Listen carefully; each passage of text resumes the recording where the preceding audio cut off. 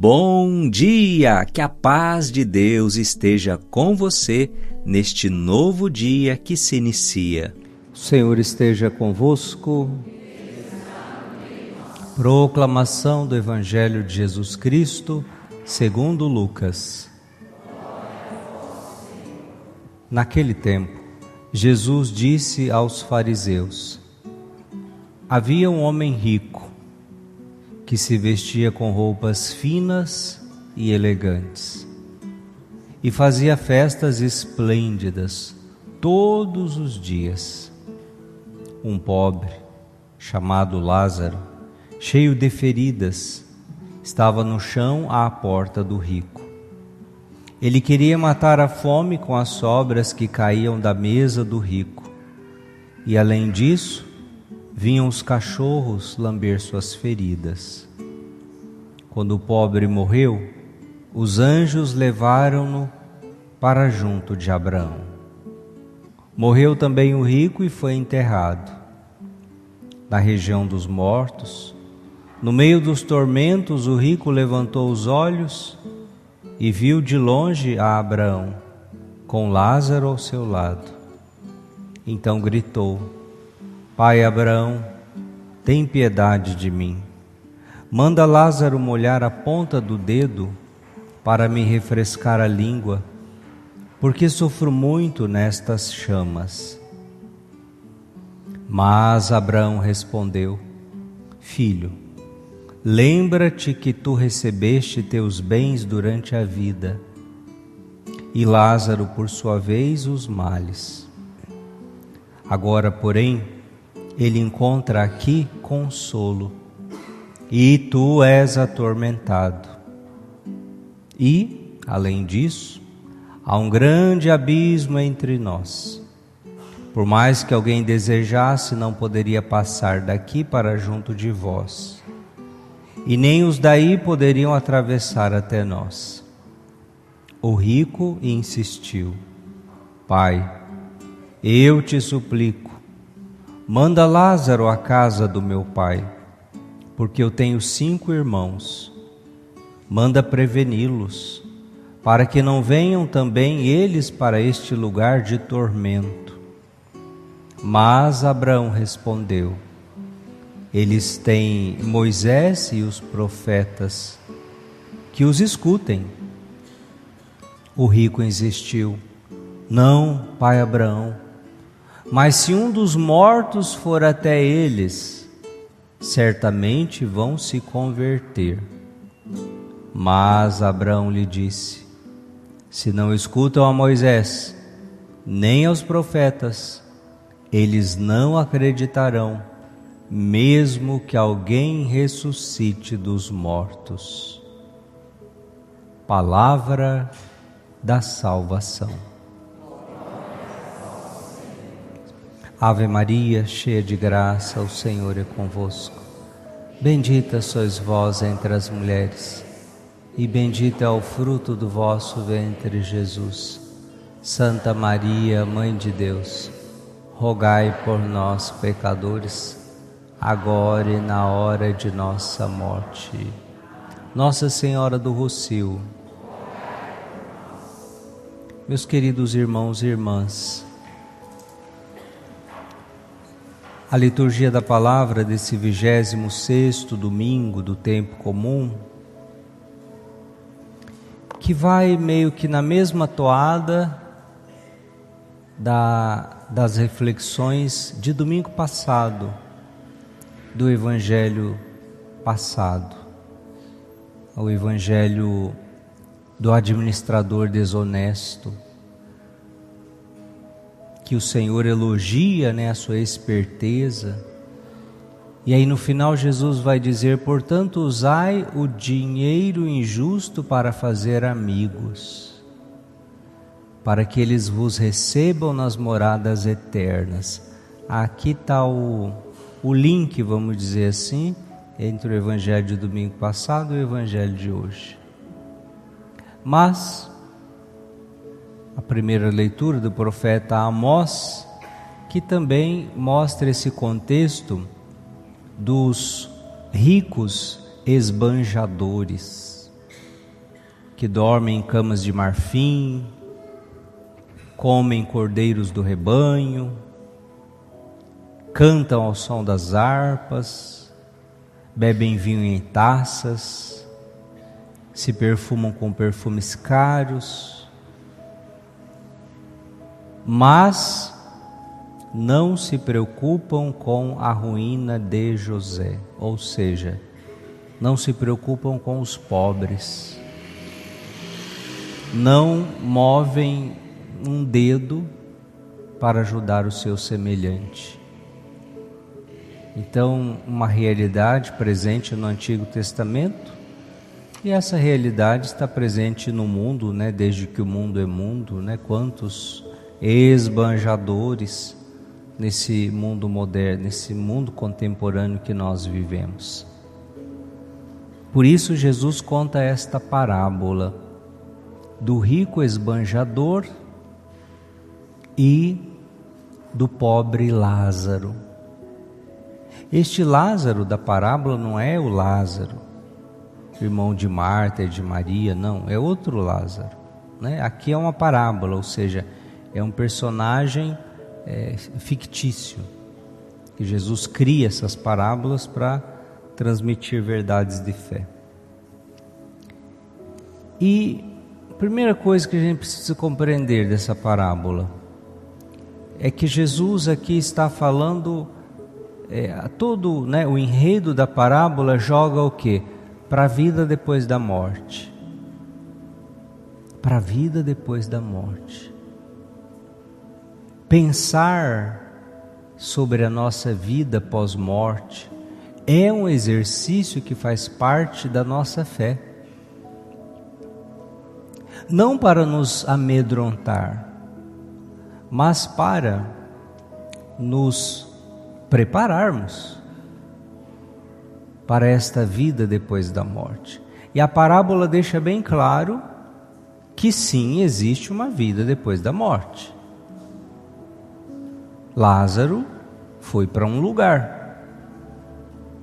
O rico esbanjador também foi para um lugar, bem diferente do lugar de Lázaro.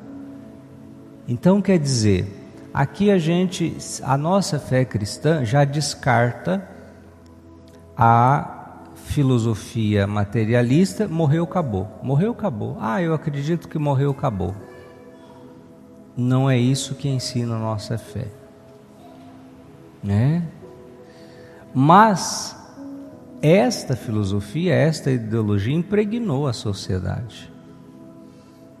Talvez as pessoas até professem a fé, mas na vida prática elas vivem para esse mundo, para aqui e agora,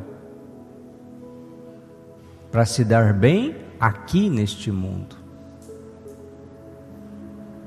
como se a vida eterna, sei lá se existe. Ninguém foi lá e voltou para contar. E se morreu, acabou. Então, essa mentalidade ela é meio generalizada. Vamos falar a verdade. E aqueles também que defendem com unhas e dentes que é assim que funciona, morreu, acabou. Antigo Testamento ainda não havia a crença da vida eterna, na ressurreição. Havia ali nos últimos livros, os Macabeus, mas Jesus é quem traz essa novidade, esta realidade da vida eterna a partir da salvação que Ele veio nos conquistar.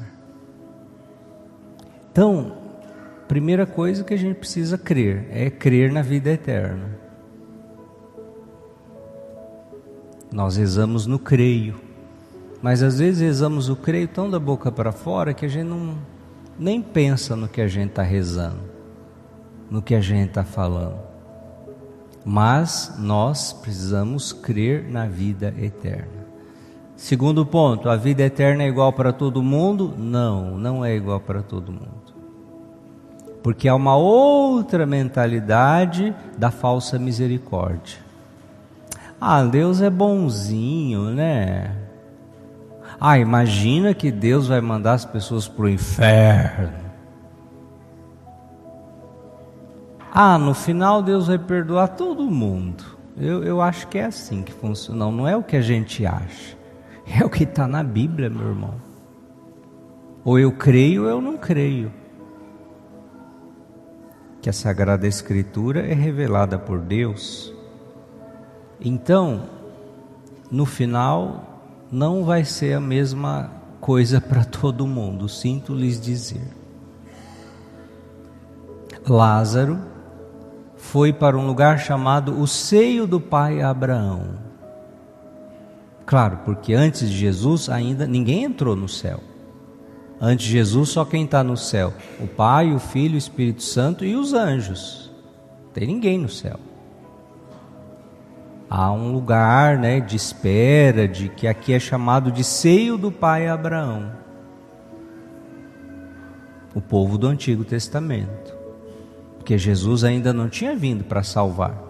Somente quando Jesus desce à mansão dos mortos, é que ele então resgata salvas aquelas almas que estavam esperando. E aí sim elas entram no céu.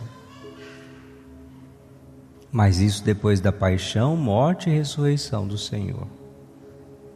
Mas vejam, o seio do pai Abraão, um lugar bom. Lázaro estava sendo consolado, estava bem, confortado. E o outro lugar é o lugar para onde foi o rico.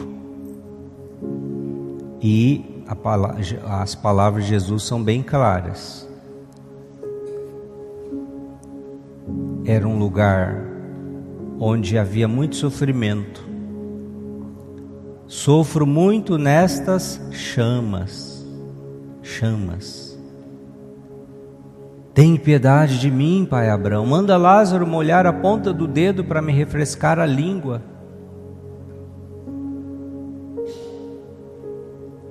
E então quer dizer, só pelas palavras aqui dá a entender que não é um lugar nada bom. Então, esse segundo ponto que para nós precisa ficar claro, né? Existe a eternidade junto de Deus, que é a felicidade eterna, a alegria eterna, a visão beatífica, estarmos unidos ao Senhor. É o nosso destino, é isso que Deus quer para nós. É isso que Deus oferece para nós. É isso que Deus deseja, anseia para nós, porque nos ama. Mas Ele nos deu a liberdade. Quem define se nós estaremos lá ou não é a nossa vida, são as nossas escolhas, são as nossas atitudes a partir desta liberdade que o Senhor nos deu. Pois bem, a parábola fala que esse rico não era só, o problema aqui não é a riqueza, o problema era esse estilo de vida que ele tinha. Roupas finas e elegantes, extravagantes, festas esplêndidas todos os dias, ou seja, era esbanjador. Você pode, né, ter dinheiro, ganhar bem, prosperar na vida, mas não necessariamente você precisa ficar ostentando isso. Por orgulho, por vaidade, por vanglória, para massagear o seu ego, para se mostrar melhor que os outros. Aqui está, vamos dizer, a desordem, né? O desvio. Depois, festas esplêndidas todos os dias. Tudo bem você fazer uma festinha, uma confraternização de vez em quando. Agora todos os dias, quem aguenta isso? Mas ele tinha dinheiro, né? Então, quer dizer, esbanjador. E aí vem o pobre, chamado Lázaro. Qual era o nome do rico? Quem prestou atenção? Qual o nome do rico? Não tem, né? Que coisa. e do mendigo tem Lázaro. Olha como as coisas de Deus é diferente do mundo.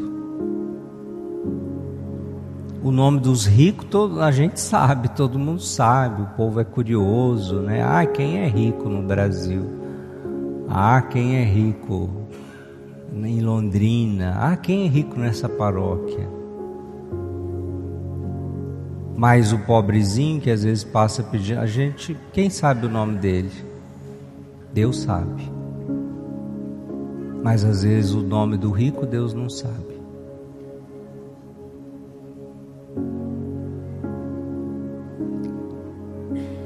E esse pobre, cheio de feridas, a roupa chique dele era o que? Eram as feridas. Estava no chão à porta do rico e queria matar a fome com as sobras que caíam da mesa do rico. Quer dizer, será que o rico nunca viu ele? Não tem como. Na porta da casa dele, todos os dias esse rico tinha que entrar e sair de casa. Se brincar, passava por cima do Lázaro. Então ele via, ele sabia. Custava ele ajudar? Ia morrer? Ia falir? Não! Indiferença total. Lázaro não queria muito, queria o resto. Queria a sobra daqueles banquetes, né? Quanta gente que revira lixo, procurando, às vezes tem alguma coisa que dá para comer. Passa na frente aí dessas lanchonetes de fast food, vocês vão ver gente revirando o lixo lá. Eles estão procurando comida, gente. Comida para comer, tá com a barriga doendo de fome. Isso não é uma coisa distante, longe de nós, não, é real. Que se a gente olhar, se a gente não passar por cima igual o rico, a gente enxerga. Que é o resto que a gente joga fora, que, né, se empanzinou, pediu mais do que aguenta comer e joga fora.